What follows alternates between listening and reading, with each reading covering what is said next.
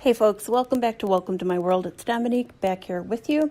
And tonight we're going to be talking about a subject that I hope many of you will find to be engaging and interesting and something that you would like to hear more about. And I'd like to know what you folks think, and if you would like to hear more about this particular subject, not just narcissism and cluster B personality disorders in general, but the NXIVM cult and the ensuing controversy and legal issues that have cropped up in this past year or so. I know that something that I'm asked about very often happens to be cult mentality, how to spot a possible cult, red flag behaviors, how to make the decision to remove yourself from a situation that may seem dangerous, either mentally, emotionally, or physically. And I hope to be able to address that in tonight's episode to some extent.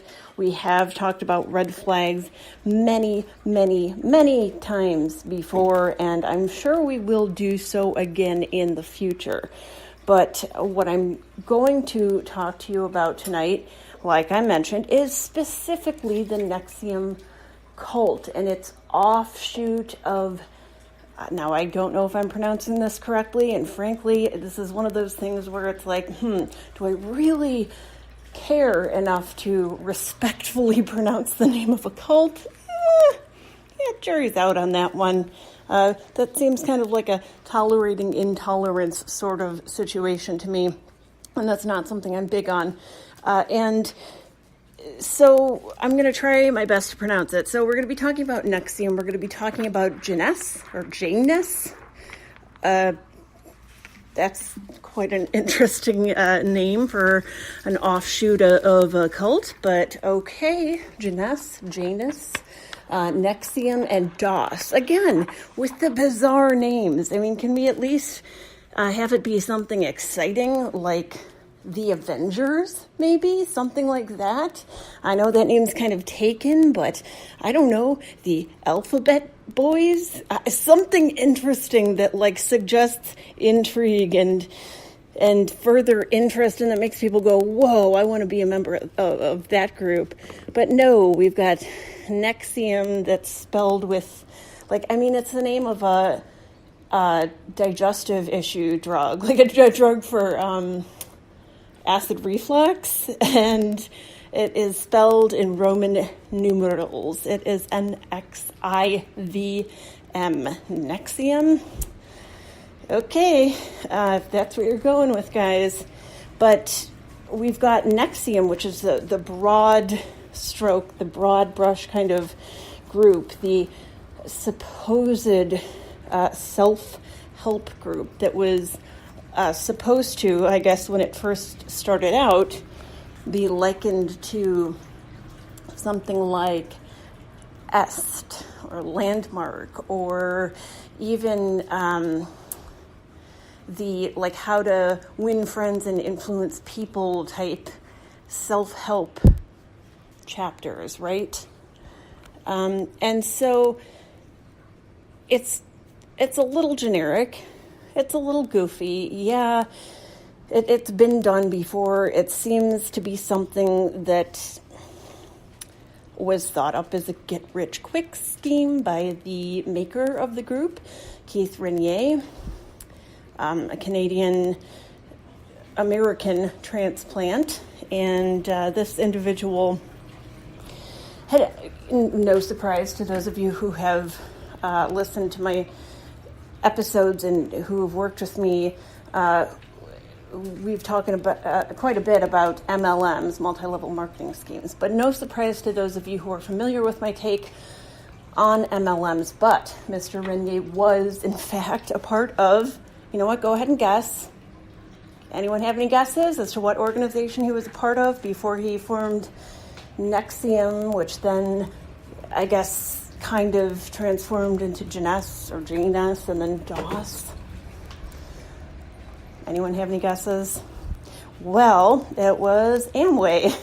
I'm sure many of you had Amway on your mind the moment I said that, right? So, I was interested in Amway when I was like 15. I just thought it was like the coolest kind of like lazy way to make money. And then the second I gave it some like inquiry and some like,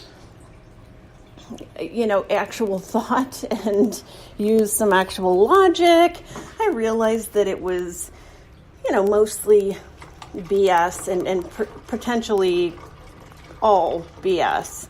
Please excuse me as I very professionally pour myself a glass of pineapple juice. So, if a 15, 16-year-old can figure that out, I don't know why a 20, 30-something gentleman who claims to be a genius can't. Maybe he is just that type of person who wants to make money in some sort of a nebulous way, and all he knows is that he wants adulation. He wants this money-making pursuit to be centered around him as a human being. He wants validation, right? I mean, we all want validation, but hopefully most of us strive for like a healthy sense of validation and not whatever this is. So in the 90s, and I believe the late 80s, if I am not mistaken, Mr. Keith Renier went ahead and created this like offshoot program within Amway. I'm not super familiar with that program. Folks, by the way, before we get into anything further, I want to go ahead and apologize to you for the dinging in the background. That is my work computer going off every time I have a new client, and I've got quite a long list of clients to work with tonight. And so I have my computer that's barely functional here. I really can't turn the sound down, and I do apologize for that. Thankfully, we've got a good working mic tonight, and everything else is pretty much good to go. But if that's incredibly distracting to those of you who are listening in, please let me know, and I will do my best to make other arrangements in future so that nobody is feeling distracted or pulled away from the topic at hand. Now, back to that topic, we know that Mr. Renier, like I said, formed an offshoot of Amway in the early 90s, I want to say, was involved with Amway from the late 80s to the mid 90s, at which point he decided, I guess, for whatever reason, we certainly don't know all of his motivations, though we can assume that they are basically narcissistic, because he is very clearly displaying traits of narcissism based on the information we have at hand from interviews and from inquiries and pieces that have been written about him and sourced properly, and based on the information even that those of us in mental health have from the DSM-4 and 5. It very well could be a possibility, and a strong one at that Mr. Renier may suffer from narcissism, from NPD, narcissistic personality disorder, potentially even kind of a dual cluster B personality disorder known as narcissistic sociopathy, which is often present within cult leaders. Now, I think that it's important to note that this is a gentleman who seemed, and it still does seem, at least to my eye and to my mind, and in my experience, to be somebody who is a bit on sort of a socially clunky, kind of nerdy side. Now, I can be nerdy myself, and, hopefully I'm not someone who appears so out of touch that everyone else is out there laughing, but this guy certainly does. And I would say that not too many people actually fit that bill. Most of us have some sort of a social IQ, some sort of social intuition, some sort of an idea of the social norms around us. But Mr. Renier does not seem to have that. And the social norms that he is aware of, he simply seems to try to manipulate and to kind of fit out some workarounds so that he doesn't have to participate in respectful behavior as do the rest of us. And so that to me says, that's a signal that the rules don't apply to him in his own mind, that he is a legend in his own mind, and that perhaps the rules just do not apply to him. Another very common element in narcissism.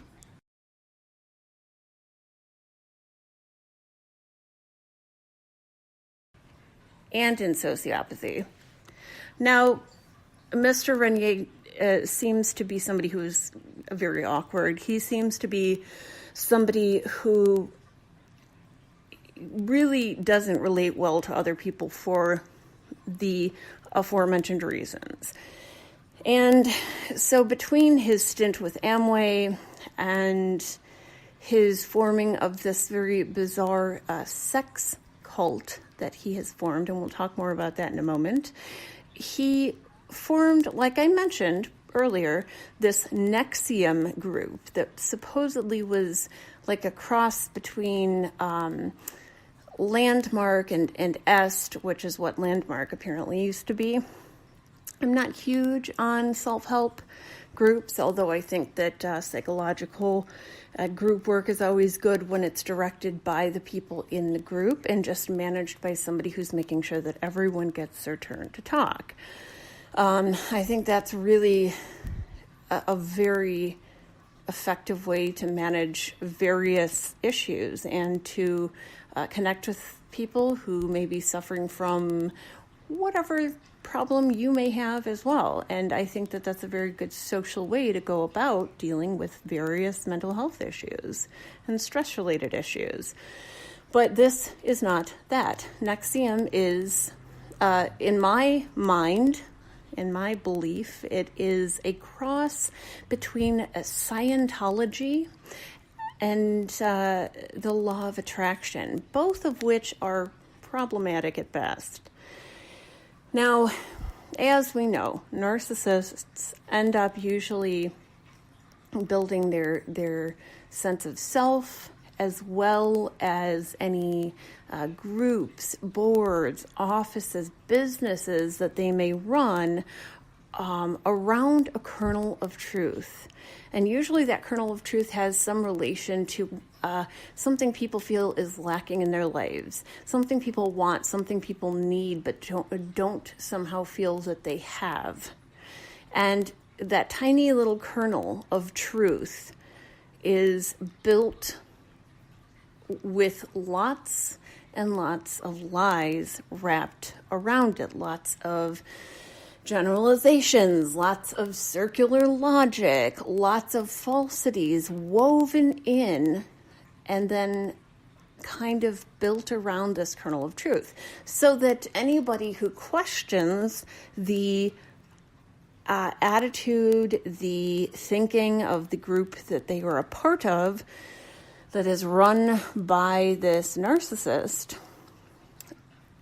gets basically told, oh, what, you don't believe in self-improvement? What, you don't, if it's a religious group, for instance, you don't believe in God? Oh, well, so it's really hard, especially for those who have been indoctrinated, to go ahead and put their critical thinking caps on and say, okay, you know what, there are some red flags here. The situation doesn't feel right. It doesn't pass the smell test. What's going on here?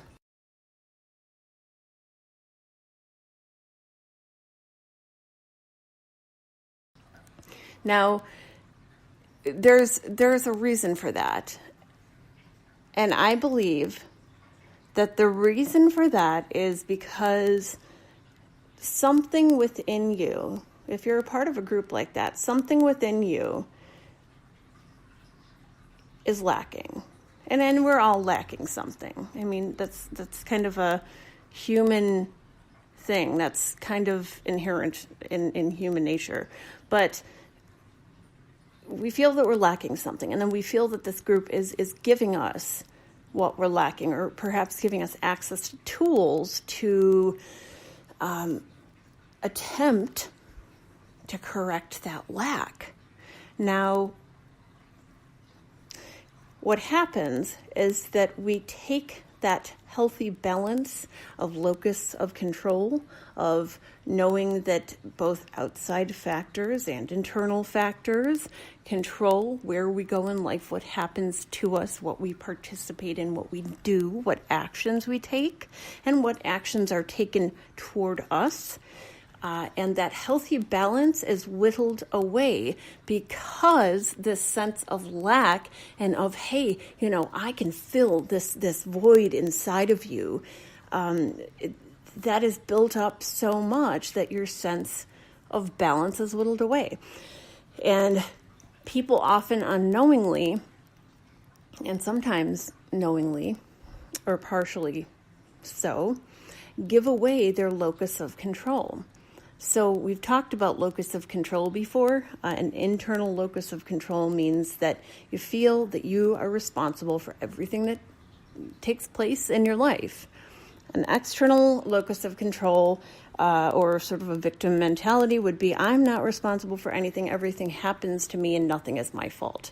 Well, a healthy person has a balance between internal and external locus of control.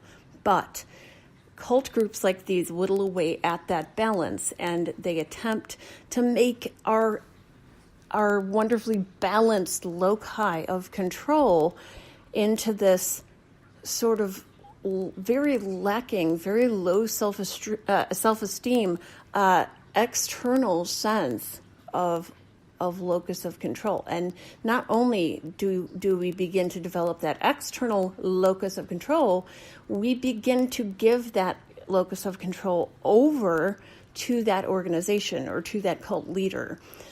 Or in the case of an abusive relationship, to that narcissist or that sociopath or that abuser in our lives. They become our center. We stop revolving around ourselves and our family and the balance in our lives, and we start revolving, slowly at first, usually, around that person, that outside force that we feel is drawing us in.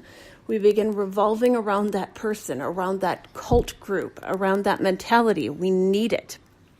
And we not only abandon our sense of balance and control, but we abandon our sense of self. We abandon our surety of what is true and what is false, what is real and what is not real in life. And that is when the cult or the narcissist has us under their control. That's when they can really pull us in and do some funky things. They can brainwash us. They can, I don't use this word loosely, but they can hypnotize us. They can brainwash us. They can gaslight us. They can make us do things that are against our own interest, against our own values, against our own judgments, and against our own logic. And so it's really important. It's really important to find a balance within yourself, to find a confidence within yourself, and to rely on logic and discernment, and also to rely on emotional control and emotional, intuition, if you will. Perhaps even if your logic is feeling a bit faulty to you because you're in a situation like this, or you're feeling a little bit down or damaged in your life right now, perhaps you may be feeling a sense of, hey, you know what, something isn't right about this. I can't put my finger on it, but it doesn't feel good when I'm around this person. This feels off. This doesn't feel right. And maybe you're telling yourself, you know what, no, this is just silly. I'm responding in an emotional way to this situation. I'm just going to give this person or this situation a chance. And I just want to make sure that I don't leap to judgment, because I wouldn't want someone to do that to me. So in that way, our empathy works against us. And it's really important to listen to that emotional intuition, really. I happen to think that emotion and judgment work together to form what I would call intuition for us. And I happen to think that that's a really important aspect of the human condition. I think that logic is incredibly important, and judgment and reason are also incredibly important, but then emotion and feeling and sensitivity is also important. And as in all things, balance is very important, but cults, cluster B individuals attack us on that level, and they start peeling away and peeling away and peeling away at each level of our sense of self, of our sense of right and wrong. So perhaps like this group, NXIVM, would start with a, hey, do you want to improve yourself sort of pitch? And of course you want to improve yourself. Anyone with empathy would want to improve themselves. Somebody without empathy would think, no, I'm fine how I am, and I should be helping others, which seems to be the case with this Renier fellow. Now, those with empathy are going to say, well, yeah, we can all improve ourselves. I'd love to hear more about this. And even if they're not feeling it, what the pitchmen are going to be saying in a cult like this is something along the lines of, well, do you value your self-worth or not? Do you value your growth and development, or do you not value that? And if you do, then of course your way forward is clear, and you're going to join this group, and you're going to improve yourself when you join this group. Well, it's not that cut and dried, though, is it? If you really think about it, you don't have to join that group. You don't have to join any group. You can improve yourself on your own terms if you want. You can seek out counseling. You can go to a psychologist, a psychiatrist. You can engage in meditation. You can go to your spiritual forum or church if that's your cup of tea. But for somebody to say, you know, we're the end all and be all, and you better come to us or else you will have no chance of improving yourself is a little bit much. But that sales pitch works on people because of our empathy, because we want to give this group or this individual a chance. And the thing that is incredibly insidious, and there are more than a few of those when it comes to cults, but the thing that's really insidious, I think, about cults is that they do rely on a sort of multi-level marketing platform, and they pull people in by getting trusted friends and family members to appeal to those around them and to pull them in by playing on their relationship and playing on their trust. One of the things that I've always been very disgusted about, and I've been very honest about that fact when I've spoken and written in public, is that I don't like multi-level marketing companies because they quite actually have their quote-unquote business owners, their lemmings, excuse me, I had a little cough there, appeal to the people around them on a friendship basis, on a love basis, on a family basis. They'll come in. For instance, I have several clients and friends who are recovering from narcissistic abuse or sociopathic abuse, and they've been approached by friends or people they haven't talked to in a while on the level of, hey, you know, how are you? How are you doing? I haven't talked to you in a while. What's going on? How are things? What's new with you? What kind of things are happening in your life? What's important to you? Yada, yada. And of course, thinking that that person is being genuine, these clients and family members and friends of mine, and I've been in that position too in the past, have responded and actually told the person what's going on. Oh yeah, this is happening and that's happening, and how are you? And then they'll notice that the person they're talking to starts to dodge the reciprocal questions. When they ask that person, how are you? It's, well, could you use blah, blah, blah in your life instead of, oh yeah, my kids are in school now and blah, blah. And little Max is 3 years old. Can you believe it? It's just, you know, they're appealing to you on this personal level but they're really manipulating and using you, and they're monetizing you. And fine, if they want to be honest about it and say, I know we haven't talked in a while, but I really want to talk to you about this business that I'm doing, then they would be giving you the opportunity to be complicit in the decision-making process, and you would have the right to either say, yes, I'd like to hear more about this, or no, I would not. You're not being dragged in emotionally. You're not being approached on a friendship or personal or family level. I remember after my dad passed away, I had an old friend reach out and do this to me. And I said, you know what? My dad's just passed away. And I'll tell you, I don't appreciate this. If you want to ask how I am, please do that. But if you're looking to engage me as a client, I would really appreciate your honesty in so doing. I don't appreciate being manipulated or monetized, and so I'd love to hear from you, but it's going to have to be on a friend level. And if you want to approach me as a client, that's going to be a very different proposition, and that's going to go down very differently. And I'd really like for you to examine the distinction and think about what you're doing here. I know everybody is deserving of making a good living. Everybody deserves the pursuit of happiness and contentment, but we don't get to do it at other people's expense. We don't get to do these things at other people's expense. That is when us looking out for our rights becomes us impeding other people's rights, and that's not okay. That's pretty anti-American, if I do say so myself. That's right up against those American values of let's respect each other's individuality, let's respect each other's rights, and let's give each other the respect that another human being deserves, because that's what we would want for ourselves. And that does tie in to the cult mentality, because that is what they do. They recruit your trusted friend or family member, and then, of course, because you love and trust that person, you're going to be more apt to listen to what they have to say. And I think that's a really insidious concept, and it's a really disrespectful concept that flies directly in the face of our rights as human beings, and especially our rights as loved ones and as family and friends.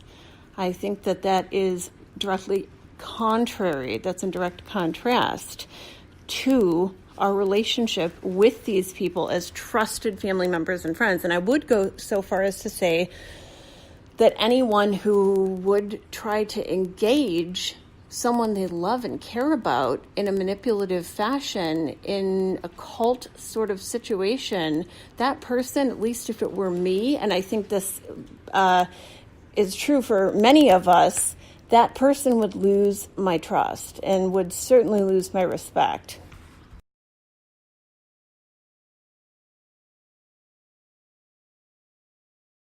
I think that really would hold true for most people, that anybody who engages in that sort of thing would be likely to lose the respect of the person that they're approaching. And for good reason, of course, for very good reason. But that is something that these folks are kind of encouraged to abandon when they join these cult groups. And so now that we've visited that sort of explanation and that understanding of what a cult is and how it works, etc.,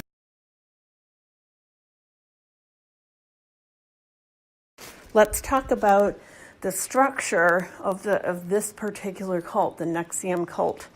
Now, the NXIVM group, as I mentioned, is the initial group that Mr. Keith Renier formed after he left Amway. He spoke to somebody who supposedly is a psychologist, somebody within the mental health community, and they, again, supposedly came up with this idea for an epic, overarching self-help group that would be perfect for everyone.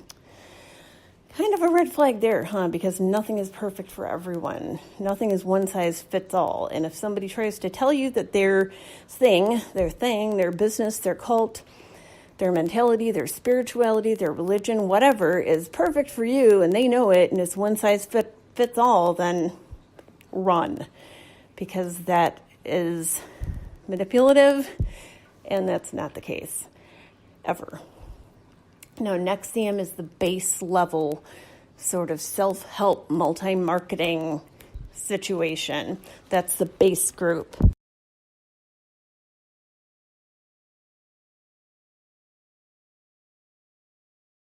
Then there is this Janess or Janess, however you pronounce it, group, which basically filters members of NXIVM into this really seedy, really even more bizarre offshoot of NXIVM called DOS.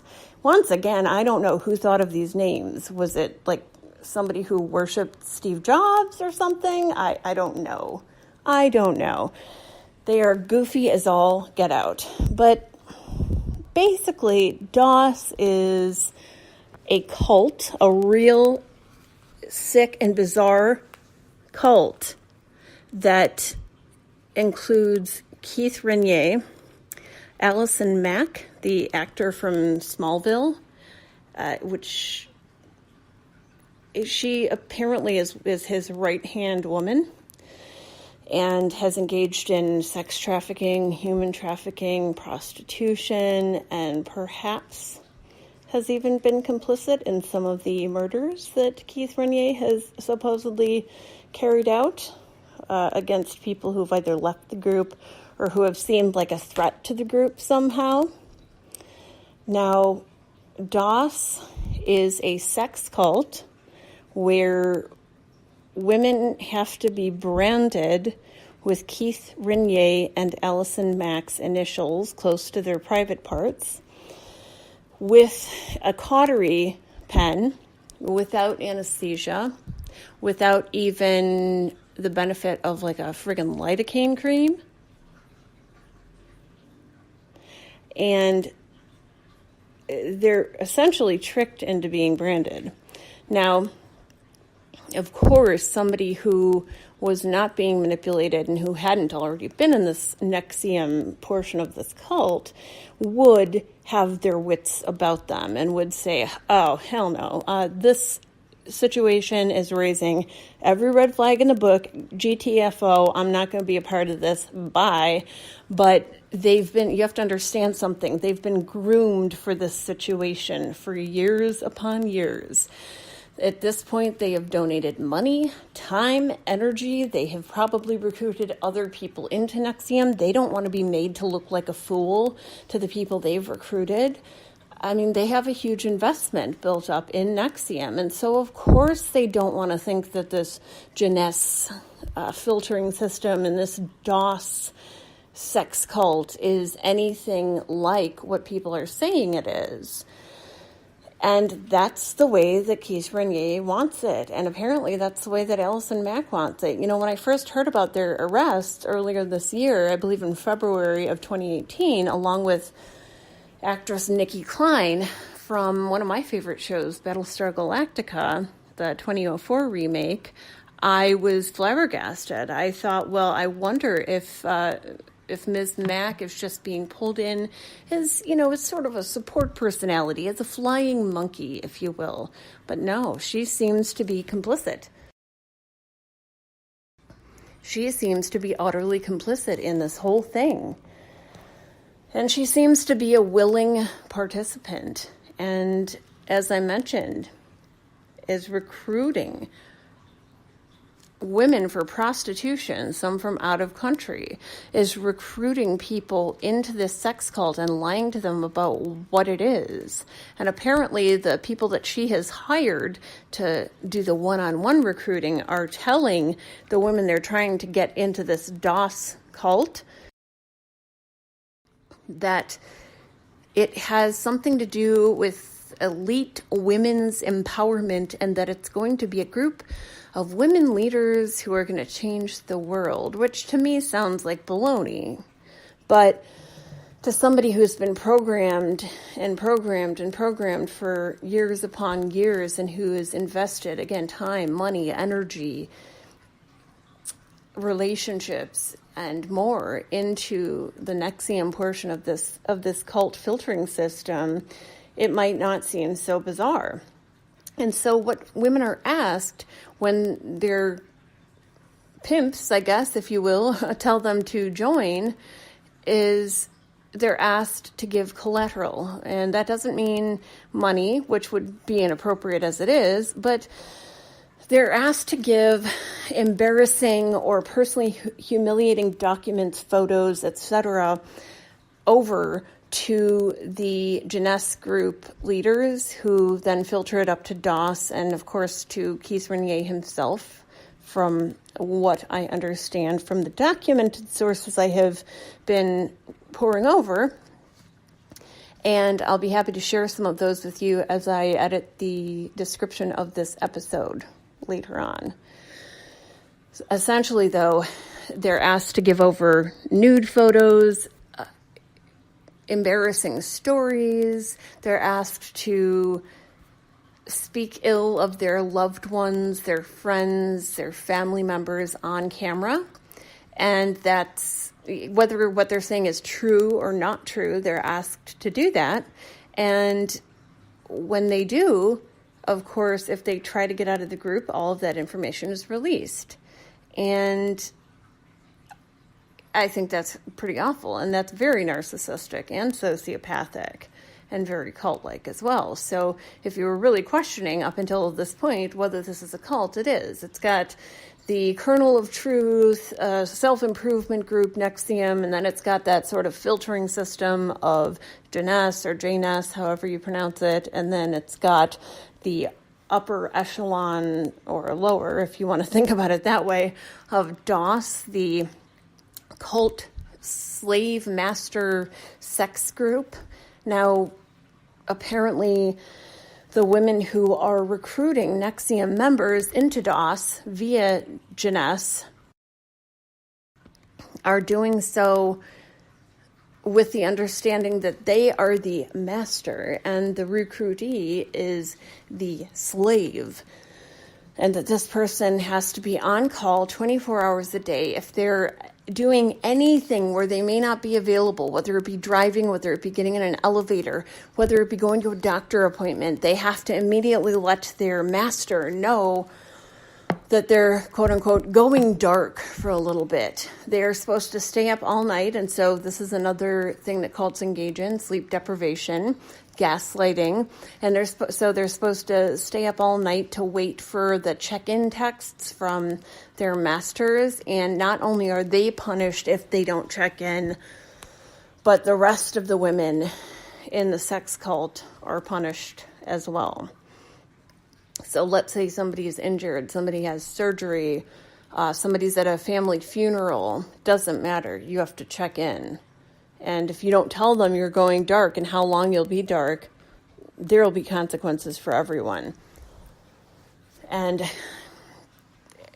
as I alluded to before, members who have tried to leave, people who have in some way been threatening to Keith Renier, have been killed. And we'll talk more about that in a following episode.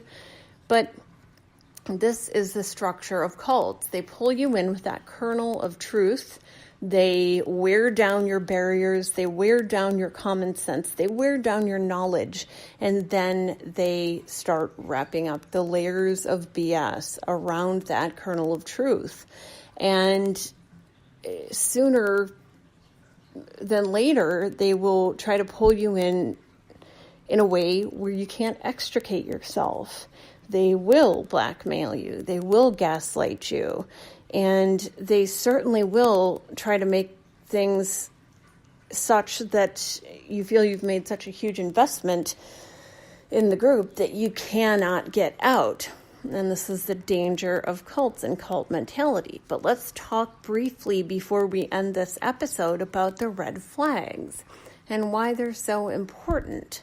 Well, I would say that the initial red flag when just entering the NXIVM portion of this cult to me would be that loved one or that person in our lives who is so desperate to get us in, so desperate for us to join. Apparently, Allison Mack has been really hardcore love bombing Emma Watson. She had really love bombed Kristen Kriuk from the Smallville show that she was on. And apparently, Kristen Kriuk left the group at the NXIVM stage and just said, no, this isn't right for me. And she love bombed Emma Watson. Allison Mack love bombed Emma Watson. She love bombed several other actors. She really tried hard to recruit Kelly Clarkson. These are people that seem to have a really particular measure of good sense that I would think that it would be difficult to recruit, but it seems like Ms. Mack and Mr. Renier are set on trying to set up their group as some sort of a Scientology type group where they pull you in with the law of attraction. You're in control of everything. You can change your entire life for the better just by thinking. Don't worry about acting, but just think good things. Don't think about negativity or consequences because that's bad. Right, guys? So they bring you in with that kind of soft sell, and then they give you the hard brace once you're in. And I just don't think that something like that would work on an Emma Watson or a Kelly Clarkson. They seem like very well-rounded people with extremely good boundaries. But it seems very important to both Allison Mack and to Keith Renier that their group have prestigious people in it. And I'm sure that getting people who are in favor of human rights involved in their group and perhaps in their sex cult would be a huge win for them, because that would buy them some cover, right? No, we don't do these awful things. We don't kidnap, rape, and murder people because we have the human rights people. We have the human rights membership. And that would probably stroke their own egos as well. But unfortunately, the people who have been pulled in are so brainwashed and are being threatened to such an extent, just like those folks in Scientology and Jehovah's Witnesses and various and sundry other cult groups, cult of personality groups, if you will. These people are being threatened. These people are frightened. They don't know how to extricate themselves. Perhaps they don't even know who they are without these cults. But I would say that soft sell from that loved one or that friend or family member would really be red flag number one to me. Another red flag would be that person is trying to sell me on this group or this cult by pretending to care about me. Yeah, I really wouldn't want to be in a group like that, so that'd probably be red flag number 2 for me. Red flag number 3 would be that very dedicated, glazed over eye sort of vibe coming from the group membership. Of course, red flag number 4 would be the narcissistic leader who seems like somebody who may well be suffering from a very serious personality disorder, a very serious cluster B personality disorder at that. And of course, having the flying monkeys and the support personalities being complicit in all of this and hearing stories about how this group is always being quote unquote attacked by the media would be another huge red flag for me. And that really would signal to me that, hey, this is not the place for me. And so these are some of the major red flags that I think would probably come up for most anybody being approached to join such a group. So let me know what you think some of your red flags would be if you were approached to join such a group. Have you ever been approached to join a group like that? Have you ever dealt with somebody who maybe was trying to sell you on a narcissistic relationship of any kind? Let me know in the comments. We will be talking more about this as time wears on and as we get more information about the trials to come in the Allison Mack case and in the Keith Renier case. And so stay tuned if you're interested in that sort of thing. I would imagine that you are if you're listening to this podcast, because it is a psychology podcast. So weigh in with your opinions about the situation. Let me know what you think. And as always, thank you for listening and be well.